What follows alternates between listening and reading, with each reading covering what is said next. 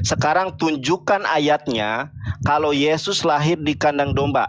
Kalau ada Yesus lahir di kandang domba, aku kasih pulsa 100.000 buat Ica. Tidak ada orang Kristen pun di muka bumi ini yang sanggup memberikan data ayat Alkitab bahwa Yesus lahir di kandang domba. Itu penghinaan. Nabi Isa kok lahir di kandang domba, ngawur. Nabi Isa itu lahir di bawah pohon kurma. Ikut-ikutan mengucapkan selamat Natal, tahun baru, baik langsung maupun pakai SMS. Merry Christmas and Happy New Year. Balihu. Wa huzi ilaiki bijid'in nakhlati. Goncangkan pangkal batang korma ke pundakmu. Tusaqit alaiki rutaban janiya. Akan gugur buah korma dari atas. Buah korma gugur pada bulan Juli. Dalil kedua, ketika Nabi Isa lahir, kambing-kambing sedang digembalakan di padang rumput yang hijau. Padang rumput hijau hanya ada pada bulan Juli. Bulan Desember rumput tak tumbuh karena permukaan rumput ditutup es dan kambing tak mau makan es. Shalom alaikum besem hamasyah. Pada pembahasan sebelumnya saya mengajak kepada saudara untuk menelaah teori-teori yang muncul pada abad modern tentang spekulasi Natal. Ada yang membuat teori Yesus lahir pada perayaan Pondok Daun. Ada bahkan yang untuk membantah penanggalan kuno gereja bahwa Yesus lahir pada tanggal 25 Desember dengan mengemukakan teori bahwa Yesus lahir di musim panas pada saat pohon kurma berbuah. Nah, saya harus katakan bahwa semua teori ini adalah teori yang muncul ratusan tahun setelah peristiwa Natal itu sendiri terjadi.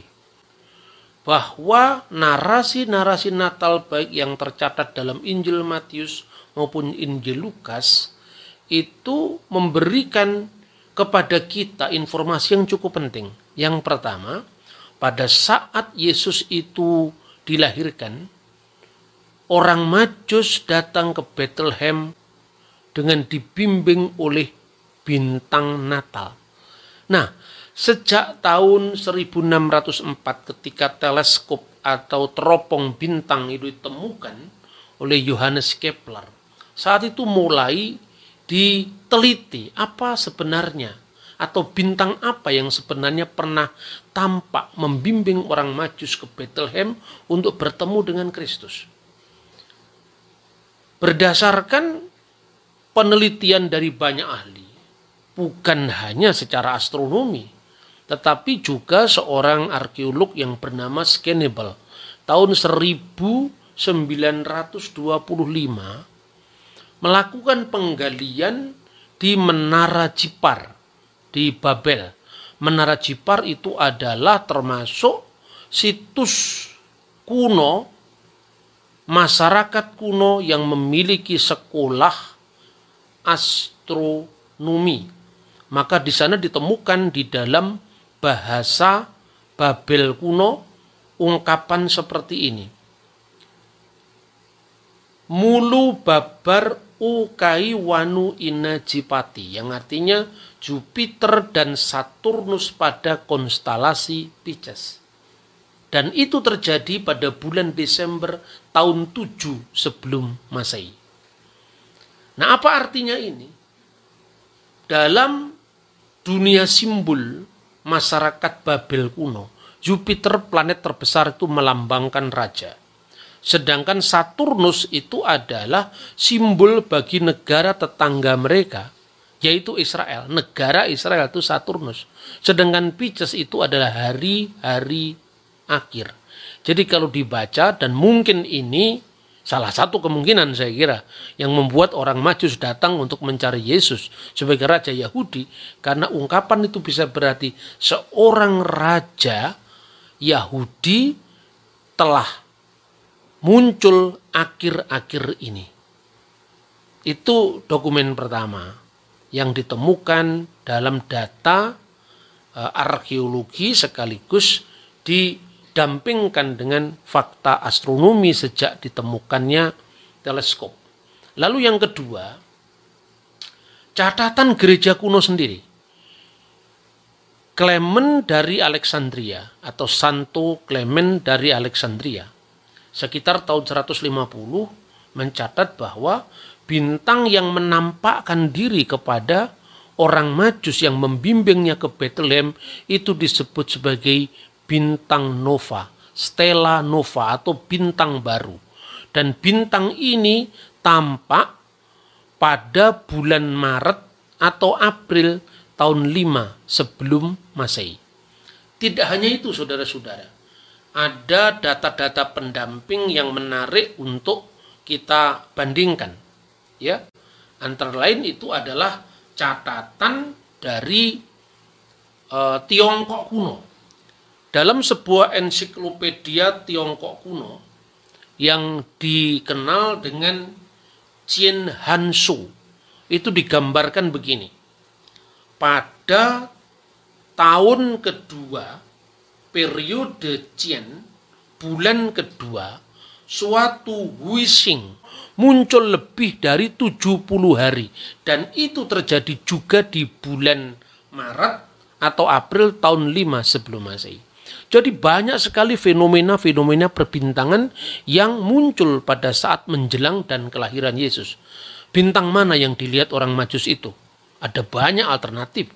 Tetapi katakanlah, kalau orang Majus itu dibimbing oleh bintang, dan bintang itu yang dikenal dengan bintang nova menurut catatan dari tahun 150, yaitu Bapa Gereja Clement dari Alexandria, atau dia Huixing menurut komet berekor dalam catatan Tiongkok kuno. Tetapi terjadi sekitar bulan Maret dan April tahun 5 sebelum Masehi.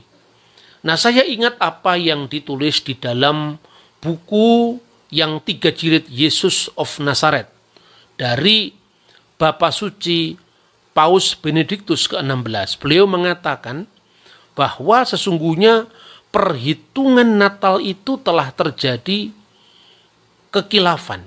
Dan ini akibat dari kekilafan yang dibuat oleh seorang rahib sekaligus matematikawan namanya Dionysius Exiguus, yang menentukan bahwa Yesus itu lahir tahun 1. Padahal menurut catatan-catatan dari bapak-bapak gereja yang lebih kuno, misalnya Irenaeus, kemudian Hippolytus dari Roma, Julius Africanus, kemudian Epifanius dari Salamis, ternyata Yesus lahir beberapa tahun sebelum tahun 1.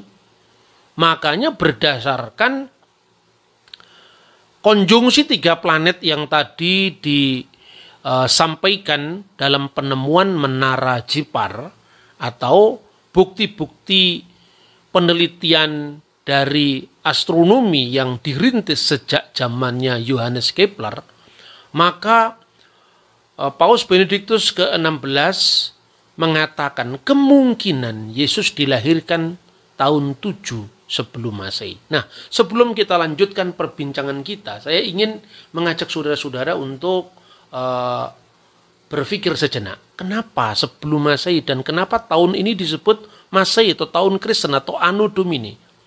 Tahun yang kita pakai sekarang ini adalah revisi dari tahun Julian yang ditetapkan oleh Kaisar Julianus. Dan itu pun juga revisi dari penanggalan yang lebih kuno yang disebut sebagai Ab Urbi Condita, sejak berdirinya kota Roma tanggal 21 April tahun 753 sebelum Masehi. Nama tahunnya itu adalah Anno Urbis Condita, tahun sejak berdirinya kota Roma, 21 April 753 sebelum Masehi. Lama sekali. Kita tahunya 21 April itu hari Kartini, dan itu baru kemarin sore.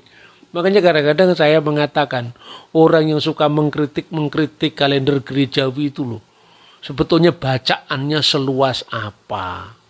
Jangan hanya membaca ensiklopedia Britannica dengan sok sekali mempersoalkan skeptis sekali terhadap kalender-kalender gereja, yang sebaliknya justru itu kaya dengan dokumen-dokumen sejarah yang tidak pernah dia baca. Nah itu saudara-saudara. Jadi ada terjadi perbedaan dalam menghitung tahun. Dan itu diakui oleh Paus. Tetapi jangan salah, Paus tidak pernah meragukan tanggal 25 Desember sebagai perayaan Natal gereja kuno sebelum skisma. Jadi baik gereja Ortodok, gereja Katolik, itu semua mengakui 25 Desember sebagai hari kelahiran Yesus. Atau kalau menurut dokumen Koptik Didaskalia Apostolorum, itu tanggal 25 bulan Kislev, perayaan Hanukkah Yahudi, atau bertepatan dengan tanggal 25 bulan Mesir keempat, yaitu bulan Kiah. Kalau sekarang ini ada perbedaan, kenapa gereja timur merayakan Natal tanggal 7 Januari, sementara gereja barat 25 Desember, itu karena kekilafan menghitung kalender di gereja barat. Dan orang dengan sangat mudah menemukan bukti itu. Kalender Gregorian tahun 1582, itu dari tanggal 4 Oktober langsung lompat tanggal 15 Oktober. Jadi ada 11 hari yang hilang. Kenapa hilang? Karena mula-mula begini. Ini memang rumit tapi harus saya jelaskan supaya Anda bisa paham apa yang saya sampaikan. Yang pertama, Paskah Kristen itu dulunya kan mengikuti Paskah Yahudi. Karena Paskah Yahudi itu Paskah keluaran dari tanah Mesir yang dirayakan tanggal 15 bulan Nisan, itu bertepatan dengan bulan purnama. Sementara Paskah Kristen dasarnya adalah kebangkitan Yesus hari Minggu. Dulu gereja Roma, selain Paus Telesporus yang merayakan Paskah setiap hari Minggu, tapi paus-paus yang lain karena belum menjadi ketetapan gerejawi, itu masih sangat menjunjung tinggi perayaan Paskah Yahudi di bulan purnama tadi. Lah padahal antara kalender bulat dan kalender matahari itu ada selisih 10 atau 11 hari setiap tahun. Sehingga tahun ini misalnya tepat bulan purnama, tahun depan lagi geser nggak tepat.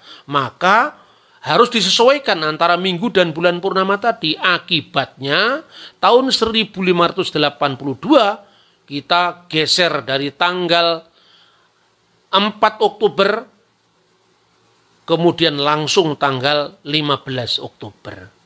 Lalu menit dan detiknya juga tidak dihitung. Ini berkaitan dengan rutinnya perhitungan tahun kabisat. Misalnya tahun 1700 hilang lagi satu hari. Tahun 1800 hilang lagi satu hari. Tahun 1900 hilang lagi satu hari. Akibatnya ada selisih 13 hari. Jadi 7 Januari di gereja timur itu sesungguhnya 25 Desember menurut kalender aslinya, kalender Julian. Sementara yang geser itu di Eropa, di barat, di gereja Katolik. Karena gereja barat ini yang menang, maka akhirnya Natal diperingati tanggal 25 Desember yang sekarang menurut tahun Gregorian. Nah, ini fakta yang pertama harus disampaikan supaya kita tidak bingung dengan kerumitan kalender Natal. Lalu yang pertama tadi, Yesus kira-kira lahir tahun 7 sebelum Masehi.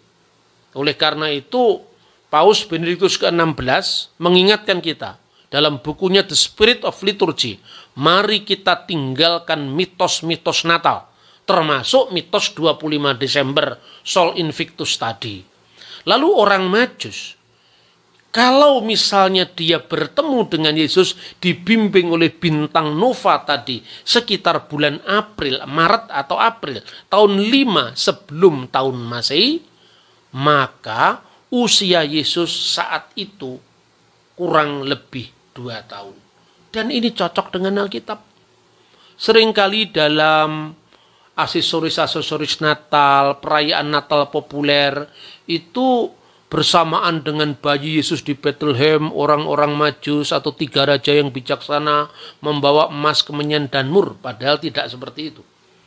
Alkitab sendiri mencatat di dalam Matius pasal 2 ayat 11, pertama, orang Majus tidak lagi datang di Groto atau di kandang Bethlehem, tapi dia datang di rumah Bunda Maria. Pertama.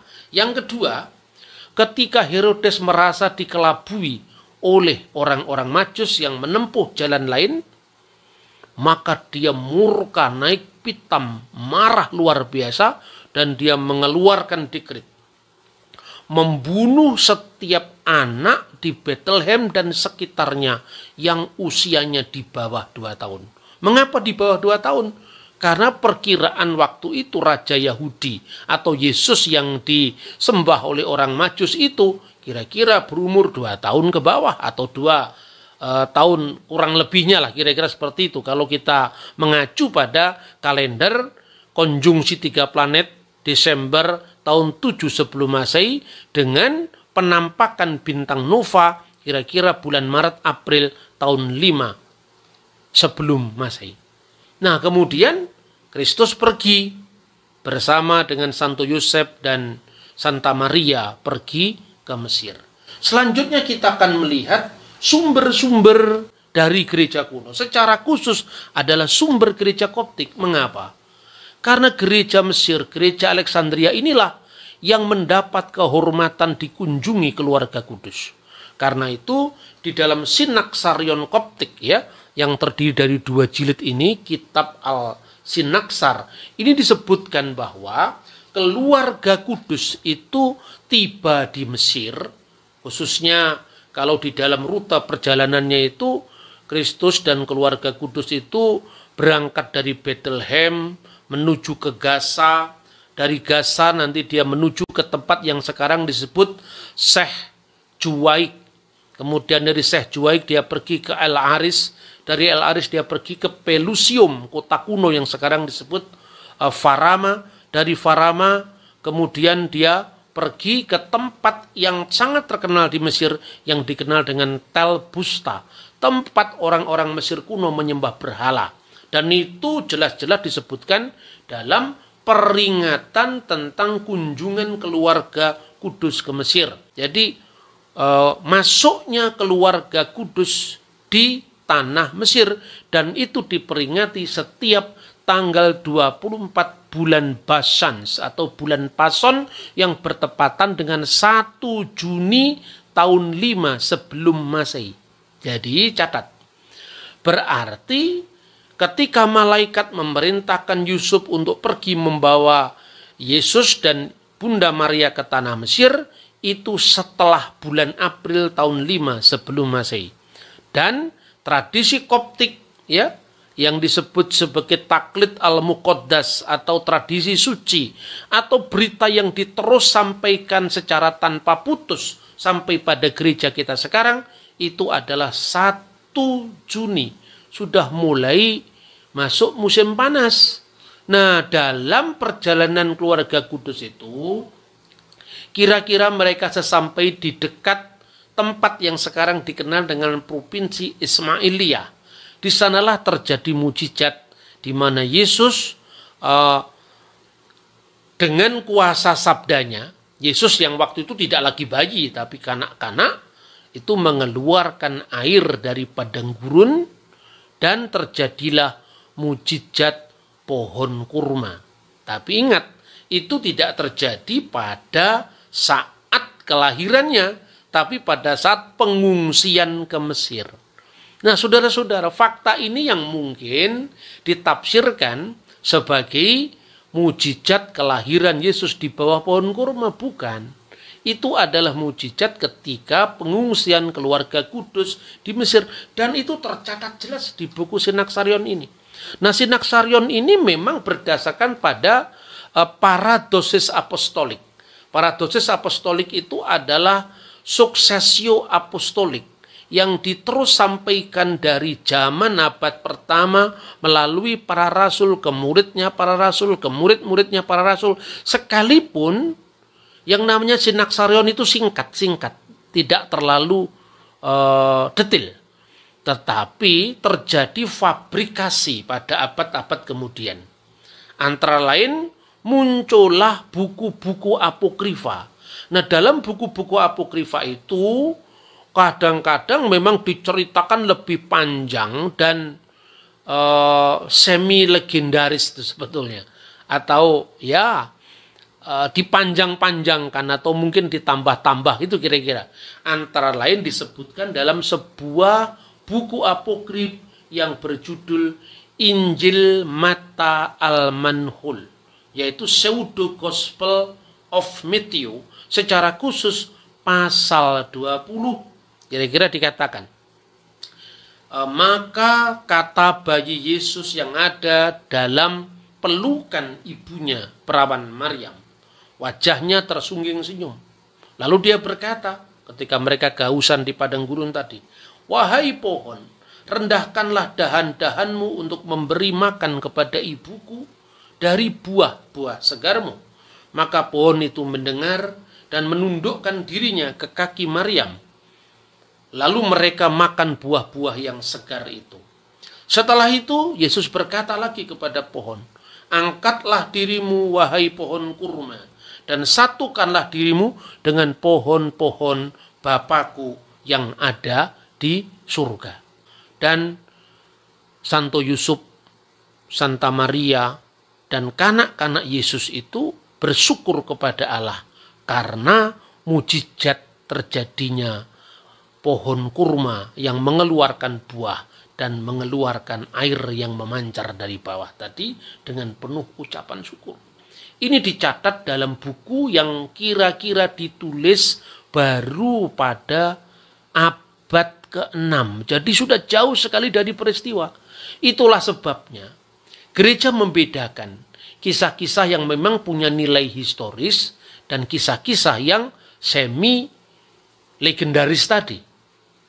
Padahal dalam konteks hitung-hitungan tahun tadi, mulai dari penampakan bintang nova sampai kemudian dia pergi ke Mesir dan tiba di sana mulai musim panas, yaitu tanggal 24 bulan Pasion atau tanggal 1 Juni, sehingga terjadi itu musim pohon kurma. Itu Yesus sudah berusia lebih dari 2 tahun. Dengan demikian, karena di dalam teks-teks apokrifa yang membanjir informasinya, khususnya lewat tradisi lisan, bahwa Yesus yang membuat mujizat itu masih bayi, maka kemudian muncul kisah seolah-olah Yesus lahir di bawah pohon kurma. Nah, bagaimana sikap gereja tentang buku-buku apokrif ini ya? Pertama-tama gereja kritis. Mengkritisi buku-buku itu. Misalnya, ini bisa dibandingkan tulisan dari Abuna Abdul Masih Basit Abul Khair. Beliau ini adalah kahin kanisah Sayyidah Al-Adra Bimasturut.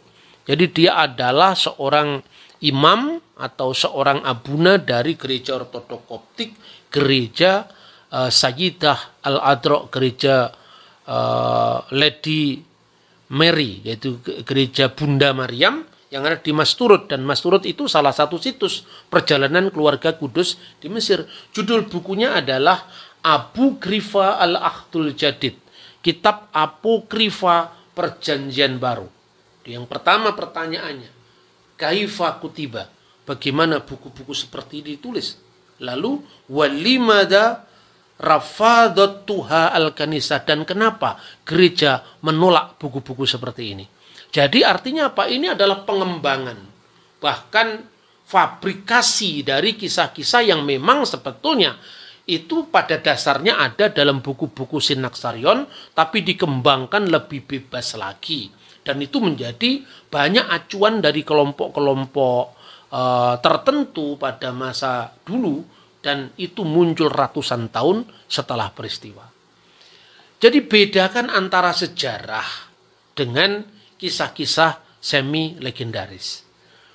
Kalau sejarah itu kan jelas, misalnya gini ya, gereja Ortodok Koptik itu bisa menghitung keluarga kudus itu kira-kira tinggal di Mesir sekitar 3 tahun 6 bulan. Ada yang menghitung 3 tahun 11 bulan. Dari mana kita bisa tahu seperti itu? Ya dari Alkitab. Kan Alkitab tidak ada eksplisit, Pak. Ya memang eksplisit tidak ada, tapi implisit ada. Kenapa? Karena menurut Injil Matius pasal 2 ayat 15 dan pasal 2 ayat 20, Keluarga kudus itu diperintahkan untuk mengungsi ke Mesir sampai Herodes mati. Dan malaikat kembali menampakkan diri kepada Yusuf bahwa bawalah anak itu kembali ke tanah Israel karena raja yang hendak membunuh dia sekarang sudah mati. Dari mana kita tahu kematian Raja Herodes? Catatan sejarah yang sejaman. Salah satunya adalah karya dari Flavius Josephus. Dalam karya Josephus ini dengan jelas dikatakan bahwa Herodes Agung itu mati pada saat terjadinya gerhana bulan.